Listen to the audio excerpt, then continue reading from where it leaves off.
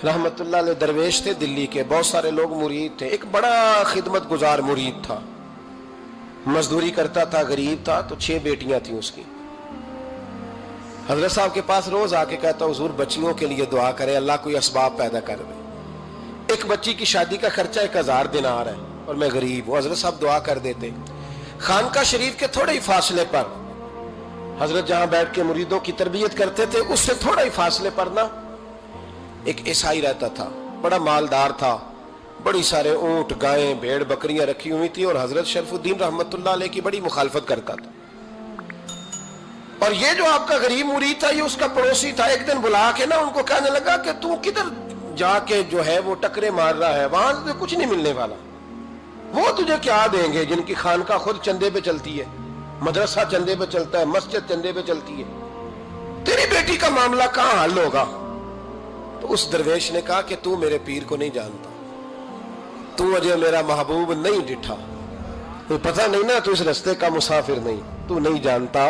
उनका बस चले ना तो वो हर कीमत में मेरी बेटियों की शादी करा दे। अब वो ईसाई था, कहने लगा अच्छा चलो ठीक है, अगर इतनी बात है ना तो जाओ उनसे जाके कह दो कि 6 साल के लिए मेरे साथ मुआहदा कर ले, वो मेरे जानवरों को चारा डाल दिया करे, 6 साल ड्यूटी करे, मैं 6000 दिनार दे देता हूं। वो मेरे साथ 6 साल मेरे जानवरों को चारा डाले रखते हैं ना आप, चारा डालने के लिए एडवांस पैसे दे के। अब तो लोग उन्हें भी गुलाम ही बना लेते हैं, बड़ी थोड़ी तनख्वाह देते हैं, जुल्म करते हैं, पूरा मुआवजा नहीं देते। हजरत शेख शरफुद्दीन के बारे में वो कहने लगा, जो अपने पीर से जाके कह के मेरे जानवरों को 6 साल चारा डाले, मैं 6000 दे देता हूं, तू जो कहता है हर कीमत पे जाने को तैयार है। उसने जब ये बात की तो मुरीद ने नाराज हो गया, वो लड़ाई हो गई, गिरबान पकड़ लिया, झगड़ा हुआ, बात बड़ी दूर गई। इस तरह की बात करता मेरे हजरत के बारे में, तेरे जैसे कई मैं वहां काम पे रखा दूं। जब वो बड़ी बहस हुई, बात मोहल्ले में, इलाके में फैल गई, दुनिया ने सुन ली, तो शेख शरफुद्दीन तक भी पहुंच गई। इस तरह झगड़ा हुआ है। लोग सो गए इशा की नमाज के बाद। हजरत साहब ने ना सर पे कपड़ा लिया, उस ईसाई के दरवाजे पे दस्तक दी, वो बाहर आया, फरमाने लगे लोग तो सोच समझ के मुलाजम रखते हैं, तूने भी तो सोच ही लिया होगा, तभी तो मुझे ऑफर की है। तू अपनी ऑफर पे कायम है, वाकई मुझे रख लेगा और 6000 दिनार दे देगा? कहने लगा जा बाबा काम कर अपना। फरमाया नहीं, तूने इतने लोगों में बात की, इतनी बहस हुई, तो कायम है? कहने लगा मैं तो कायम हूं, पर आपने नहीं कायम रहना। फरमाया मैं सोच समझ के आया हूं। उसने कहा आप ड्यूटी करेंगे, भैंसों को चारा डालेंगे? फरमाया एक शर्त, बस जब अजान हो जाए ना तो मुझे रब की नमाज पढ़ने की इजाजत दे देना, बाकी सुबह शाम जो तू कहेगा। अगर उस गरीब की बेटियां ब्याही जाए तो मुझे और क्या चाहिए? उसकी 6 बेटियों का बोझ है उसके सर पे, तू मुझे रख ले। अल्लाह अकबर। वो कहने लगा चले पे मेरे साथ खते बंदगी कर ले। आजकल हम स्टाम करते हैं, उस जमाने में खते बंदगी होता था, गुलामी का खत काजी शहर के पास, यानी उसका ख्याल था कि चलो स्टाम की बात करूंगा तो भाग जाएंगे। फरमाया चल मैं तैयार हूं। काजी तक गए, तय हो गया, 6000 दिनार दे दिए। हजरत ने मुरीद को बुलाया, फरमाया पुत्र ये ले जा मेरी बेटियों को रवाना कर दे।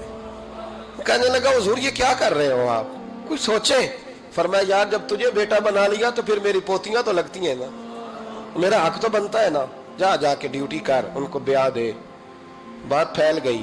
बादशाह भी अकीदतमंद था, वो 12000 दिनार लेके पहुंचा। क्या बताऊं इन रब के बंदों का दिल कैसा होता है, क्या दर्द होता है, क्या रंग। 12000 दिनार लेके बादशाह आया और आके हजरत को पेश किए, का हुजूर आप दें इस ईसाई को डबल दें और जाए काम करें। आप फरमाने लगे तू पैसे दे, शर्तें ना लगा, मेरा जहां दिल करेगा मैं खर्च करूंगा, मुझे तो मजा ही अब आने लगा है, अभी तो लुत्फ आ रहा है, अभी तो जायका आया है कुछ करने का, पैसे देने या तो दे, पाबंदी ना लगा, जहां मेरा दिल करेगा मैं। उसने कहा हुजूर ठीक है रख ले।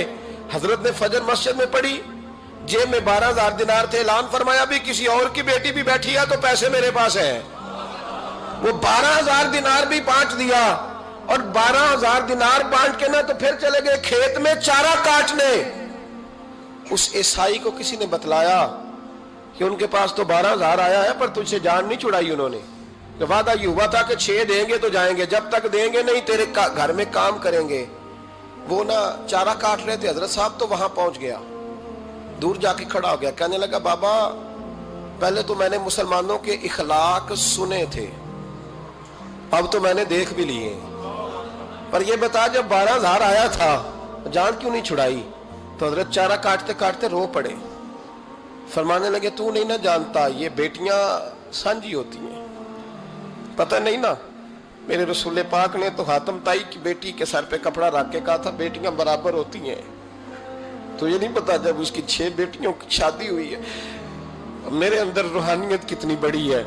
فرمایا پھر 12,000 آیا ہے تو 2-4 بچیاں پھر گئی ہیں، تو یہ نہیں پتا میں اندر سے راضی کتنا ہوں، میں تیری نوکری کرتا رہوں گا، پتہ نہیں اللہ کتنی بیٹیوں کو بیاہ دے گا۔ اتنا رویا وہ عیسائی کے پیروں میں بیٹھ گیا، کہنے لگا بابا میں نے تیری مخالفت کی ہے پر تیرے قریب آ کے پتہ چلا ہے کہ تو بہت اونچے اخلاق کا مالک ہے، اور اگر تیرا یہ مقام ہے تو تجھے اخلاق سکھانے والے محمد عربی کی شان کتنی ہوگی۔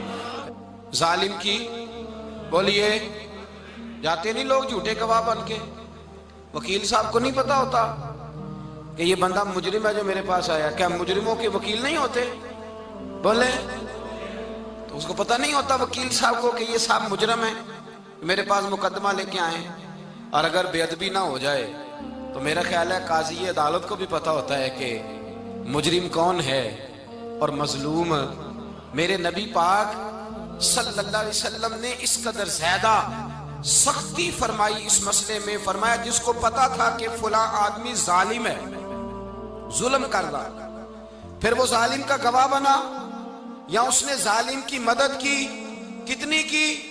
شارحین لکھتے ہیں چاہے اس نے ایک جملہ بول کے کی، چاہے ایک، سارے بولیے، چاہے ایک غریب کو اس نے ظلم کیا تو کہتے ہیں علاج یہ سی، چاہے ایک جملہ بول کے کی، شارحین اس حدیث کی شرح میں لکھتے ہیں ایک جملہ بول کے چاہے مدد کی، جس بندے نے کسی ظالم کی مدد کی کسی مقدمے میں یا کسی صورت میں اور اسے پتا تھا یہ ظالم ہے، میرے نبی پاک صلی اللہ تعالیٰ علیہ وسلم فرماتے ہیں اگر اس نے مدد کی، ابھی ظالم کی بات نہیں ہو رہی، ظالم کے مددگار کی بات ہو رہی، اگر کسی نے ظالم کی مدد کی تو حضور فرماتے ہیں خدا بھی اس سے بری و ذمہ ہے، رسول بھی اس سے بری و ذمہ ہے۔ سنبھال کے رکھے اپنی نمازیں، قربانیاں، حج، زکوٰۃ سنبھال کے رکھے۔ اگر ظالموں کا مددگار ہے، الیکشن آ لینے دے، آپ کو نظر آ جائے گا کون کون ظالموں کا مددگار ہے، نظر آ جائے گا۔ اپنی جیب سے لوگ پیسے دے کے ظالموں کی مدد کریں گے، ان کے فلیکس چھپوائیں گے، بورڈ لگوائیں گے، جیبوں سے پیسے دے کے۔ ہم نے خود آگ لگائی ہے چمن میں اپنے، بے سبب گردشی ایام کو الزام نہ دو، ہم نے خود نور کا ظلمت سے کیا ہے سودا، کر کے توہین سحر شام کو الزام نہ دو۔